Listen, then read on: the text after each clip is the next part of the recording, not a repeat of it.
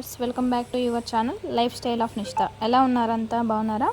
ఈరోజు వీడియో కార్తీక పురాణం అధ్యాయం 28 రోజు బహుళ త్రయోదశి. నవగ్రహాలను ఆరాధించాలి, ఉపవాసం ఉండాలి. ఉసిరి, ఉల్లి, సొర, గుమ్మడి, వంకాయ తినకూడదు. శక్తి కొలది నువ్వులు దానం, ఉసిరికాయలు దానంగా ఇవ్వాలి. దీర్ఘరోగాలు మటుమాయం. 28వ రోజు చేయవలసినటువంటి పారాయణం. శ్రీ మహావిష్ణువును సుదర్శన చక్ర మహిమ. వశిష్ఠుడు జనక మహారాజా, దుర్వాసుని అవస్థలు గమనించితివా? తాను ఎంతటి కోపిష్ఠుడైనను వెనుక ముందు ఆలోచించక ఒక మహాభక్తుణ్ణి శుద్ధినే శంకించాడు. కనుకనే అతడు కష్టాల పాలైనాడు. కావున ఎంతటి గొప్పవారైనను వారు ఆచరించే కార్యాలను జాగ్రత్తగా తెలుసుకోవాలి.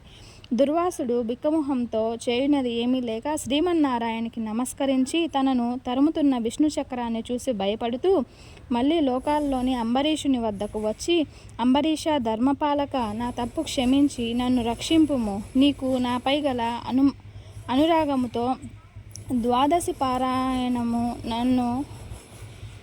ద్వాదశి పారణకు నన్ను ఆహ్వానించితివి. కానీ నిన్ను కష్టాల పాలు చేసి వ్రతభంగం చేసి తిని నీ పుణ్యఫలములను నాశనం తలపెట్టి తిని.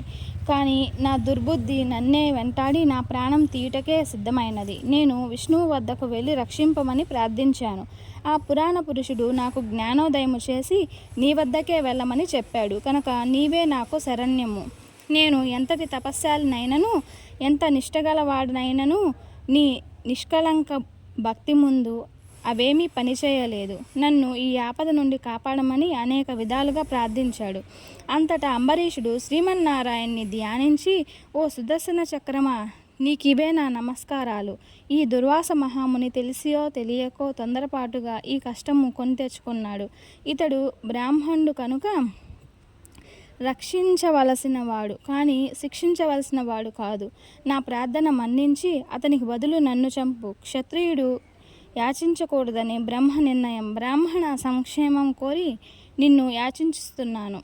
నీవు శ్రీమన్నారాయణునికి ఆయుధానివిగా ఉన్నావు. నేను ఆ శ్రీమన్నారాయణ్ణి భక్తుడను. నాకు శ్రీమన్నారాయణుడు ఇలవేల్పు దైవము. నీవు శ్రీహరి చేతిలో ఉండి అనేక యుద్ధాల్లో అనేక మందిని లోకకంతటకు చంపావు. కానీ శరణు కోరిన వారిని ఇంతకు వరకు చంపలేదు. అందువలనే ఈ దుర్వాసుడు 3 లోకాలు తిరిగి ఇతన్ని వెంటాడుచునే ఉన్నావు కదా, కానీ వధించుట లేదు. దేవా, సురాసురాది భూతకోటి అన్నీయు ఒక్కటిగా ఏకమై వచ్చినా నిన్ను ఏమి చేయలేవు. నీ శక్తికి ఏ విధమైన అడ్డు లేదు. ఈ విషయం లోకమంతటికీ తెలియను. అయినను మునిపుంగవులు ఏ అపాయము కలుగకుండా రక్షింపమని ప్రార్థించుచున్నాను. నీ యందు ఆ శ్రీమన్నారాయణి శక్తి ఇమిడి ఉన్నది. నిన్ను వేడుకొనుచున్నాను. నన్నును శరణు వేడిన ఈ దుర్వాసుని రక్షింపుము అని అనేక విధాలుగా స్తుతించుట వలన చక్రాయుధము అంబరీషుని ప్రార్థనలకు శాంతించి, ఓ భక్తగ్రేశ్వర అంబరీష, నీ భక్తిని పరీక్షించుటకు ఇట్లు చేశాను గాని వేరుగాదు. అత్యంత దుర్మార్గులు మహాపరాక్రమవంతులైన మధుకైటబులను దేవతలందరూ ఏకమై కూడా చంపలేని మూర్ఖులను హతమార్చుట నీకు తెలుసు కదా. ఈ లోకంలో దుష్ట శిక్ష రక్షణకై శ్రీహరి నన్ను వినియోగించి 3 లోకాలయందు ధర్మమును స్థాపించబడుచున్నాడు. ఇది అందరికీ తెలిసిన విషయమే. ముక్కోపియగు దుర్వాసునుడు నీపై పగబూపి నీకు వ్రతభంగం కల్పించాలని నానా ఇబ్బందులు గురి చేశాడు. అది నేను గమనించి తిని నిరపరాధివగు నిన్ను రక్షించి ఈ ముని గర్వం అణచవలెనని తరుముచున్నాను. ఈ దుర్వాసునుడు కూడా సామాన్యుడు కాదు. రుద్రాంశ సంభూతుడు, బ్రహ్మ తేజస్సు గలవాడు, మహాతపశాలి. రుద్ర తేజస్సు భూలోకవాసులను చంపగలదేమో గాని శక్తిలో నాకంటే ఎక్కువ ఏమీ కాదు. సృష్టికర్తయగు బ్రహ్మ తేజస్సుతో, మహేశ్వరుని తేజస్సు శక్తితో, శ్రీహరి తేజస్సుతో నిండి ఉన్న నాతో రుద్ర తేజస్సు గల దుర్వాసుడు గాని, క్షత్రియ తేజస్సు గల నీవు గాని నాతో సరిరారు. నన్ను ఎదుర్కొనలేరు కూడా. తనకన్నా ఎదుటివారు బలవంతుడై ఉన్నప్పటికీ అతనితో సంధి చేసుకొనుట ఉత్తమము. ఈ నీతిని ఆచరించువారు ఎటువంటి ఆపదల నుండి అయినా తప్పించుకోగలరు.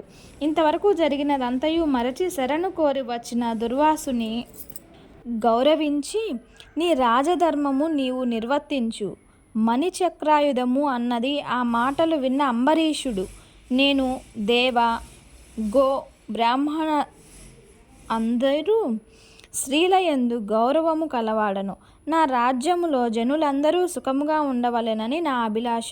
కావున శరణు కోరిన ఈ దుర్వాసుని నన్ను కరుణించి రక్షింపుము అని చక్రాయుధము యొక్క పాదములపై పడ్డాడు.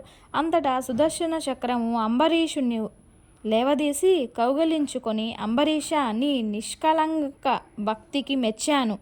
విష్ణు స్తోత్రము 3 కాలముల యందు ఎవరు చదువుదురో, ఎవరు దాన ధర్మాలతో పుణ్యఫలములను వృద్ధి చేసుకొందురో, పరులను హింసించక, ఇతరుల ధనముకు ఆశపడక, పరస్త్రీలను చెరబెట్టక, గోహత్య, బ్రాహ్మణ హత్య, శిశుహత్య మొదలైన మహాపాతకాలు చేయకుండా ఉందురో, అలాంటి వారి కష్టాలు నశించి ఇహమందు పరమందు సర్వ సౌఖ్యాలతో తులతూగుదురు. కనుక నిన్ను దుర్వాసుని రక్షించుచున్నాను. నీ ద్వాదశి వ్రత ప్రభావము చాలా గొప్పది. నీ పుణ్యఫలము వల్ల ఆ మునిపుంగవుని తపశ్శక్తి పనిచేయలేదు అని చెప్పి అతన్ని ఆశీర్వదించి అంతర్ధానమయ్యాడు. స్కంద పురాణ అంతర్గత వశిష్ఠ ప్రోక్త కార్తీక మహత్య మండలి 28వ రోజు పారాయణం పూర్తి అయినది. చూశారు కదండి ఈరోజు వీడియో అయితే ఇది. ఇంకా నా ఛానల్ ఎవరైనా సబ్స్క్రైబ్ చేసుకోకపోతే సబ్స్క్రైబ్ చేయండి, లైక్ చేయండి, షేర్ చేయండి. Thanks for watching. నెక్స్ట్ వీడియోలో మళ్ళీ కలుద్దాము. అంతవరకు నమస్తే. ఈ వీడియోలో బ్యాక్గ్రౌండ్ కొంచెం డిస్టర్బ్ అయింది, దానివల్ల నేను వాయిస్ ఓవర్లో కూడా కొంచెం మిస్టేక్స్ వచ్చాయి. సారీ అండి. And thanks for the watching. Next వీడియోలో మళ్ళీ కలుద్దాము. అంతవరకు నమస్తే. Don't forget the subscribe. ఈ ఈశ్వరుని యొక్క కరుణా కటాక్షాలు మన మీద ఎలవెలలా ఉండాలని మనస్ఫూర్తిగా కోరుకుంటున్నాను. కార్తీక పురాణం చదివే వాళ్ళకి ఎంత పుణ్యమో వినే వాళ్ళకు కూడా అంతే పుణ్యమని మన పురాణాల్లో చెప్పబడింది. Thanks for the watching. Don't forget the subscribe.